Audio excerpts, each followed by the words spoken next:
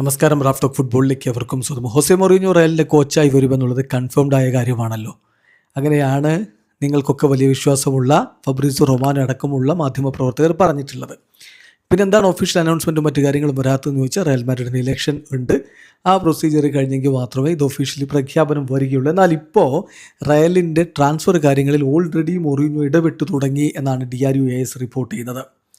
അതായത് മൊറീഞ്ഞോ അങ്ങോട്ടേക്ക് നിർദ്ദേശം വെച്ചിരിക്കുന്നു. 2 മിഡ്ഫീൽഡേഴ്സിന് എന്തായാലും സൈൻ ചെയ്യണം. ഒരാൾ ഡിഫൻസീവ് മിഡ്ഫീൽഡർ ആയിരിക്കണം, ഒരാളെ ക്രിയേറ്റീവ് മിഡ്ഫീൽഡർ ആയിരിക്കണം. അതോടൊപ്പം തന്നെ ഫുൾ ബാക്ക് പൊസിഷൻ റീൻഫോഴ്സ് ചെയ്യണം, CB പൊസിഷൻ ശക്തിപ്പെടുത്തണം. ഇങ്ങനെയുള്ള ആവശ്യങ്ങൾ മൊറീഞ്ഞോ മുന്നോട്ടേക്ക് വെച്ചിരിക്കുന്നു എന്നാണ് DRUAS പറയുന്നത്.